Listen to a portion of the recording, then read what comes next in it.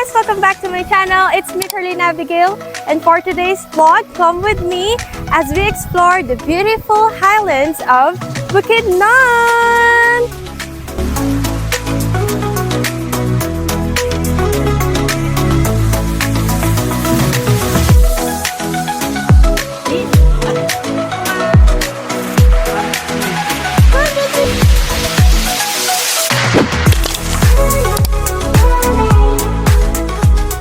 Hey guys, so we're finally here at NAIA Terminal 2 and ngayon nandito na kami sa boarding gate and we are waiting for our flight to board. Time check, it's already 2:40 a.m. and of course for this vlog we will be traveling with a fan. Hi Sia, you say hi.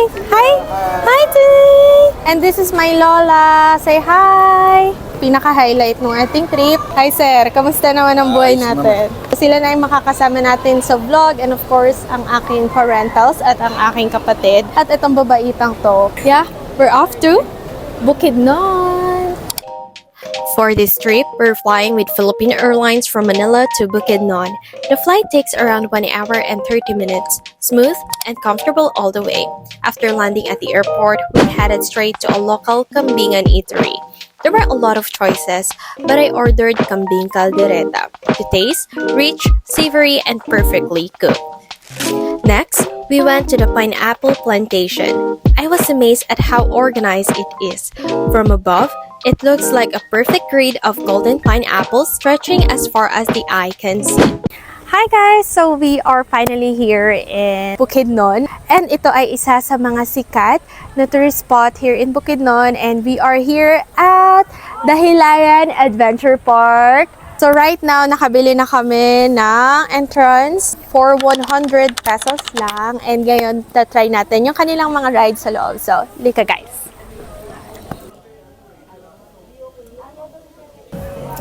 So we are off to our first ride at tayo ay magsi-zipline. So finally nakabili na kami nung aming ticket for our Dahilayan Adventure. And yung binili namin ay yung 1,000 pesos na package na may kasamang zipline na yun, drop zone, and yung Python something na ride.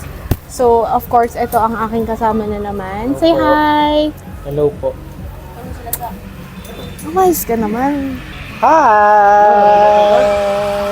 So, ngayon, liga na at itry natin yung pinaka-shortest. Doon muna tayo magsimula. So, shortest zipline. Mom, you're the best mom! 1, 2, 3. Yay!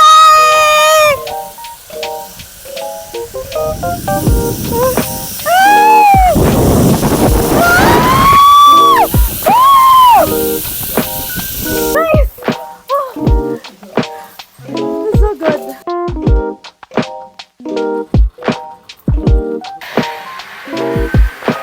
Anong ginagawa ko sa buhay ko? Hindi ko alam. Go! Woo! I'm not right. Oh my God! Hi guys! We're currently here sa drop zone at ito ay isang hamon na naman. Nagbayad para tingnan mo naman ang aakyatin tapos itatilapon ka dito sa ilog. Kamusta naman ang iyong experience here in Dahilayan Adventure Park? Super sulit. Lalo na yung long zipline. Yes, so ayaw nila kasamahan. Sabi ko kailangan ko Pero ito talaga lang yung kasama dito talaga sa drop zone. Ito yung pinaka parang highlight dun sa binili naming ride. And tingnan nyo naman yung taas niya guys. Tapos ayan yung lake. And then, dyan. And then i-swing nila kayo dyan. Hindi kayong magsabay if dalawa kayo na tag 50 kg. Basta a total of 100 kg. Pero if more than ang total niyang dalawa, so kailangan yung mag-solo. Ayaw nila akong samahan talaga. Pero let's see kung kakayanin ko siya.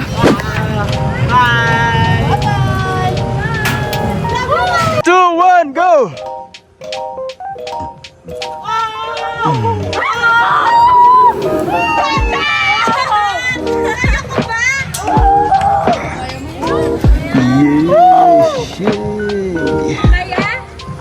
Kaya mo? Kaya ko? Kaya mo yan! Hello.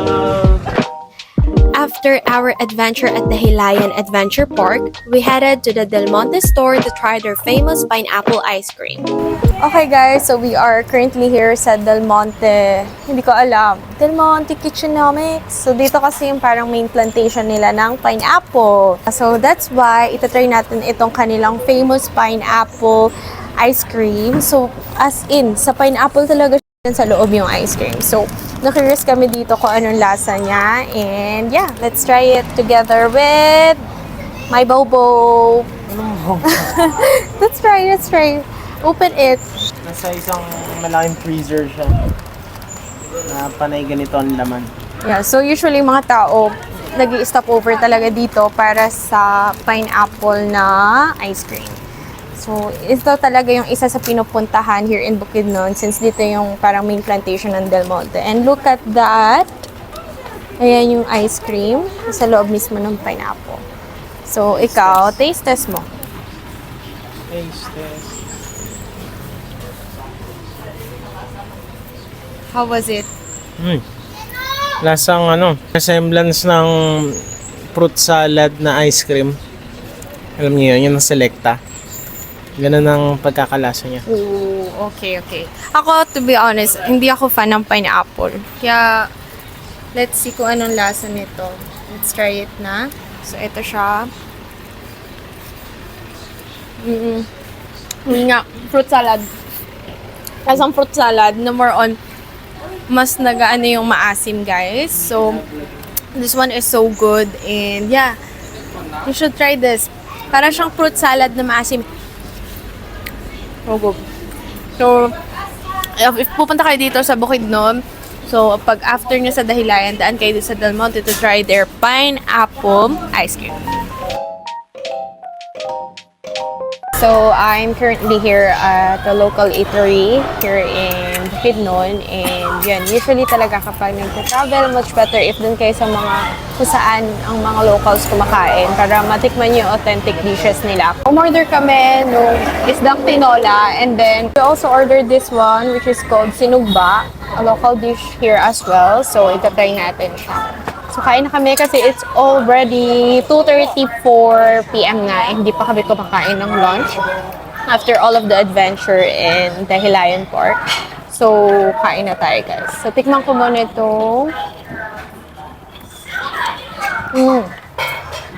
Ay, masarap siya. Yung tinola na isda. Next, try natin tong sinugba.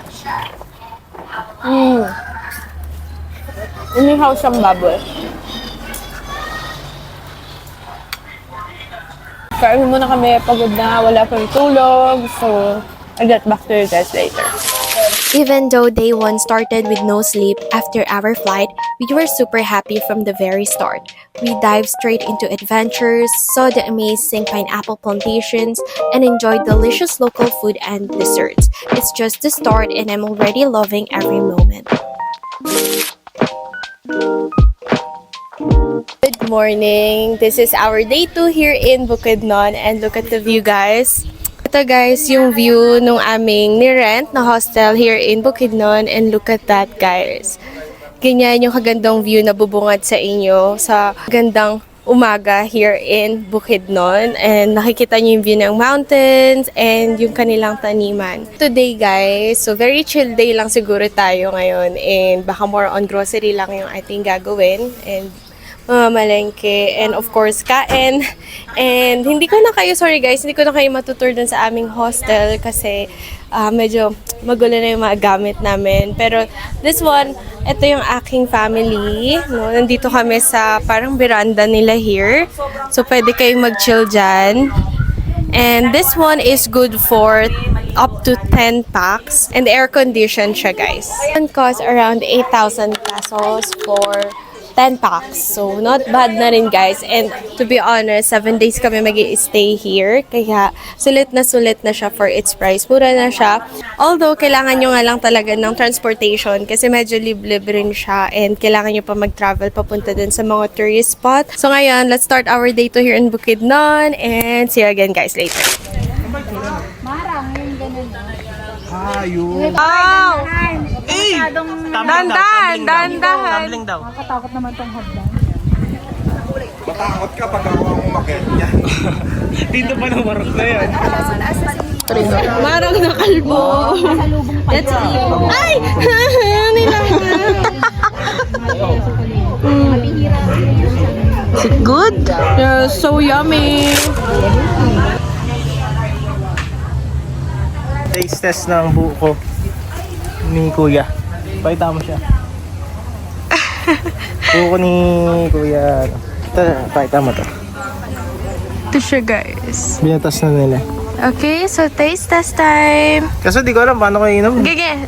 Dahan-dahan, baka Paano ba? iaangat mo lang, boy. Natigaan na. Wow! Lasang Sprite ah.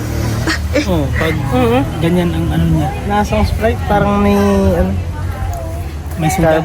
may soda. Galing. Wow! How does it taste Lami like? tayo. Lami kaayo! Lami kaayo.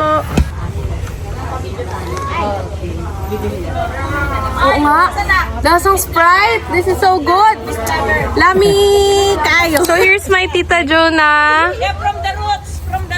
From the roots. Dito. Yan. This is Tanglad. So ngayon Makatito. sila ay...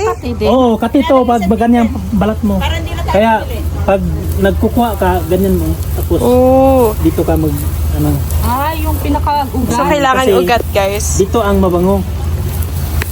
Yan. Yun. Ano yan, ta? Tanglad. Tanglad. Lemongrass. Lemongrass. Wow. Libre lang, guys, di ba? Yun talaga sa probinsya. Sa Manila ang mahal-mahal. May lemongrass dito, guys. Yes. lang. Libre. Luluto kami ng halang-halang. So, we decided na kumuha kami ng papaya. Yan. So, dito, hinihingi lang. Sa Manila, binibili. Okay na to para sa aming halang-halang.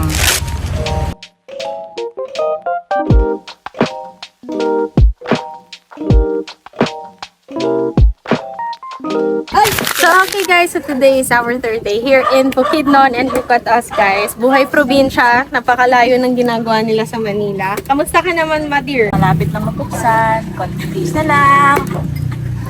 Ma, magkano yan sa Manila? Sa Manila po, 50 pesos ang buko. Pero dito, libre. 60. Libre makukuha.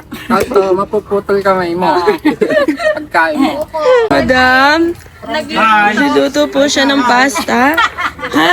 Wala po sa Bukidnon po nitong pasta. From Makati, Wala po dito. diba? Doon ka-corporate girl namin yan. Tapos ngayon, ito na siya nagluluto ng pasta. In a traditional way. Ayun, si ate may gabi fresh. Bintangan na kasama. Ay ate, hello po kayo sa camera. Ano po yan ate? Hello, gabi, maliit. Kasi hindi nakahanda. Tanim niyo po yan? Oo. Doon sa may ano, kay mama ko. Kay mama niyo po. Oo. Wow, sarap. Yes, tingnan ito na vlog! Hi! Hey guys! Kala ko nasa inyo yung beso ko. Ito ba gusto mo camera? Kaninang pa inaantayan. Magsalita ka. Hi.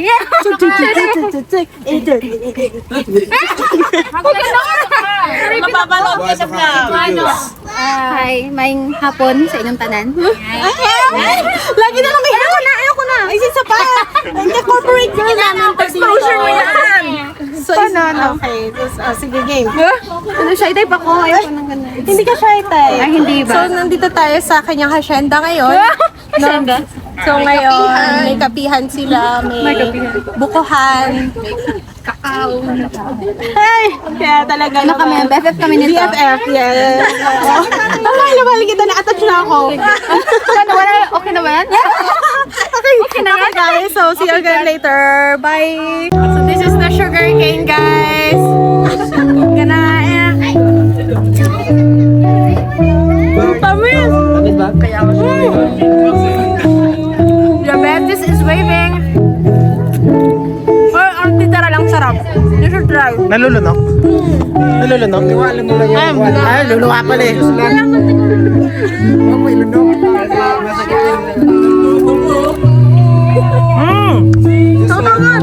Sarap! Kainin mo po. Bali ka na po.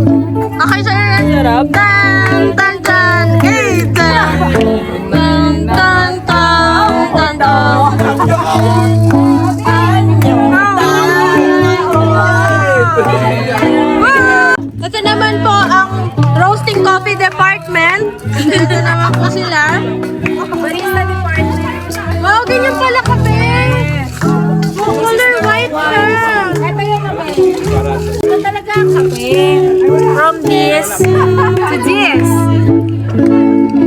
From this to this. Babalatan. Yeah. Babalatan nila yan. Dry. Wow. Nice. Tikman natin ang sugar cane. Picturean yung nagbubusan ng kape. Tamis. Tamis. Tita, nilulunok yung sapal niya. Ay, hindi ah.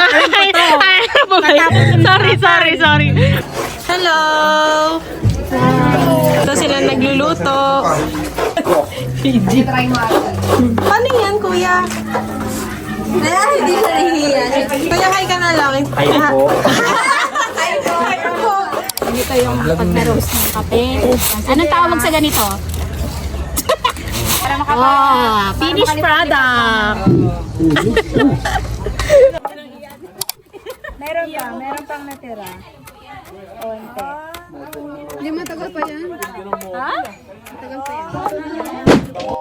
Day 2 and 3 here in Bukidnon were really heartwarming.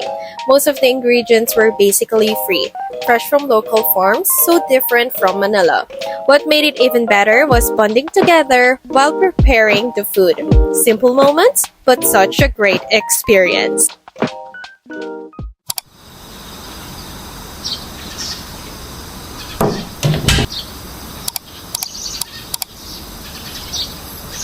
Okay guys, so today is Monday, our day 4 here in Bukidnon, and right now we are currently here in Rotipix. And then, nandito kami with the fam. Hi kayo guys! Hi guys! So ngayon, nagkakape kami dito. Libre na to kasama sa entrance fee na 300 pesos. So ito yung tinatawag nilang binaki. Ito yung local delicacy nila dito. And of course, free brewed coffee. Iniinom na niya. Anli. Yan. And only yung coffee natin. So ngayon... Para saan ka bumabangon? So ngayon dito muna kami and magre-relax kami. So anong masasabi niyo sa view guys? Sulit ang view. Ayan, guys. Tapos habang kumakain ka ng binaki, bagay na bagay kasi galing mais. So here's my Wawa. So it's her first time here in Bukidnon. So anong masasabi mo Lola sa view ng Rotipix? Ay, napakaganda. Ang view. Maganda yung view. Kamusta yung hangin? At saka malamig ang mga siloy ng hangin. Ikaw naman mother, kamusta ang iyong experience here in Rotipix? Very memorable because this is the first time na magsama-sama kami bilang family. At syempre, merong binaki and hot water. Complete package. Sorry pala, hot coffee. Magkamali, sorry. Tao lang. At yung view, sobrang overwhelmed. Yes, so super na-appreciate natin. So, for those people na mahilig talaga sa nature lover kayo, so it's a must visit tong Rotipix here in Bukidnon. So, kain muna kami and coffee. Okay guys, so ngayon, itatry na natin yung kanilang brewed coffee. Wow! Binaki! Sarap! Ay, masasabi mo sa lasa? Masarap siya. Can you explain to them para Lalo siyang mais. Kasi gawa siya sa mais, guys. So, of course, nasa siyang mais. Pero parang bread yung texture niya. So, ito siya. Malambot. Yellow. Natatakot ako yung phone ko, guys, na sabangin, to be honest, para sa inyo. Gusto niyo ba ng behind the scenes? Grabe talaga tong ginagawa ko sa inyo. Okay, so let's try. Sarap, diba? Panalo! Ay, Hindi, ano siya. Parang tinapay. Harap. But yung texture niya, very soft. Bye-bye. Sakit na ng tuhod. And lasa siyang tinapay nga. This one's so good. Kasi nagluluto pa sila doon. So, mukhang marami-rami makakain ito. And dito muna kami magre-relax, chill, and enjoy the view. Even just the trail going to Rotipix is already stunning. The road is steep, so a 4x4 vehicle is a must. As you go higher, the views become more and more unreal. With a 300 peso entrance fee, you're rewarded with endless landscapes, fresh air, and scenery that makes this journey unforgettable. On our way down, we found this cozy spot serving burgers and yogurt smoothies. I ordered a dragon fruit smoothie and of course a burger. The food was surprisingly good, fresh, and satisfying, and the whole place had such a relaxing farm vibe. I honestly enjoyed every bite, and the peaceful atmosphere made it even better. Next stop is the Communal Ranch, and it's only 75 pesos for entrance. It's a peaceful place to enjoy nature, relax, and just soak in the beauty around you. Yes po, ma'am. Sino gumawa nito? Yung kasama ko Kami po. Graham, yung mango floats. Ito, masarap po ito Mango talaga, Graham, ma'am. So good. Thank you po. Okay na kung ano kayo sa vlog? Ate, hi ka! Hi! Yan, punta kayo dito kay Ate Master yung kanilang ice cream dito. So good. So good. Ice cream yummy. Ice cream yummy! Hi! We are currently here in Communal Ranch and bumili kami nitong ice cream. This is so good. For only, magkano to, mother? 50 pesos po. 50 pesos. Tapos may graham pa sa ibabaw yung kanilang mango. Look at the view, May guys. flavor siya. Ube, mango, and cookies and cream. Pwede nyo i-combine yung tatlong flavor para matikman nyo. Pero masarap. Masarap. Yeah, so good. Ito pagkala, guys, yung bahay dati ni Piolo Pascual. Nilagsutingin lang nila and then dinonate na rin nila sa government. So, lakad-lakad lang muna tayo dito. Ang sarap maglakad kasi hindi mainit and yung hangin is very fresh. And I think, wow, yummy! Dito mo na ano nira sa pagkakita ng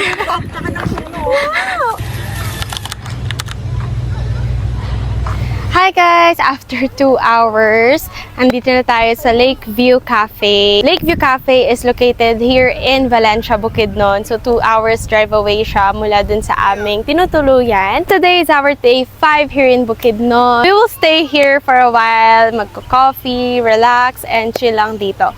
So by the way guys, yung entrance fee is 100 pesos and you have to pay 200 pesos as well. And don't worry guys, that is consumable. So that's a total of 300 pesos yung babayaran nyo papasok dito sa Lakeview Cafe.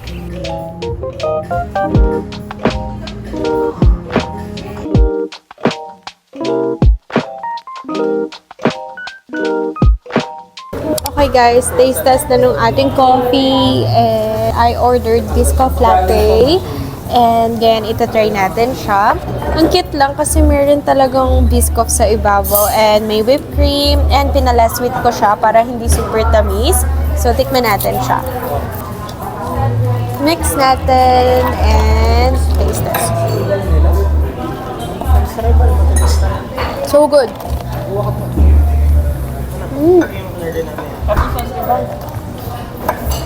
Hindi gano'ng matamis kasi pinala-sweet ko. And of course, lasang-lasa yung biscoff and yung coffee nandun pa rin yung lasa niya. Tikman ko to yun sa kapatid ko yung matcha latte. Sabi niya masarap din. So, taste. Ooh. Ginamit nilang ano yan. Sarap din itong matcha. Yung kanilang matcha ay very premium. So, alam mong high quality yung ginamit nila. And sobrang sarap din itong matcha nila. So, now let's taste yung kanilang cake. Order kami ng Sans Rival. Sans Rival naman. Sarap din. And yung kanilang blueberry cheesecake. Let's taste it as well.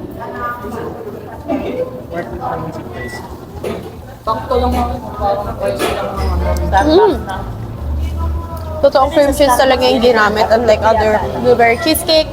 Pirma talaga na. Parang hindi mo lasagano yung cream cheese. Pero this one is so good.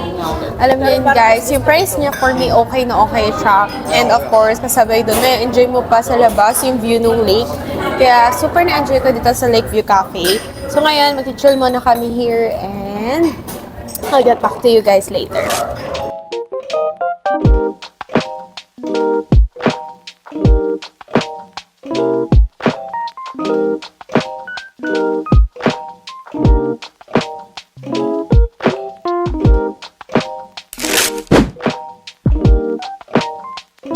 Hi guys! Good afternoon. So this is our day 6 here in Bukidnon. And actually, nandito na kami sa Claveria, Misamis Oriental. And i-visit namin kung saan tumutuloy yung aking tita. Pero nandito kami ngayon sa Mag-East. Hindi ko alam kung ano yung exactly na pangalan niya. Pero nandito kami sa view deck. So, kanina nakita niyo naman ang view. And right now, we'll be trying this binakil.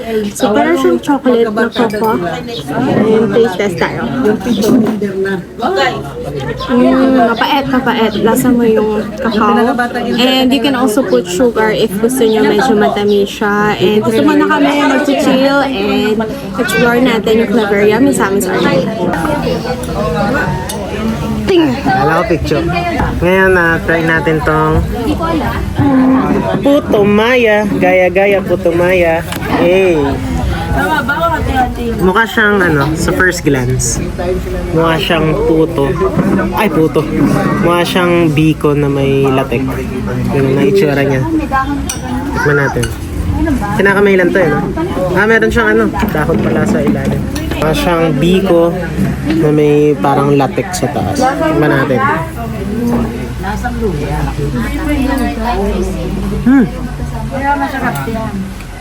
Nakakaiba yung lasa niya. Ano siya? Para siyang biko na may luya. Tapos may parang tanglad. Yung tapos coconut. Coconut na may luya. Tapos may tanglad. Tapos sugar. Medyo matamis siya. Tapos yung taas niya nyug ata to. Nyug. Wala siyang toppings na nyug. Ito lang yung medyo kakaiba. Kaya yun, bago siyang discovery ng palette ng nandito. Puto Maya. Enjoy natin itong bikong may luya. Yum! Look!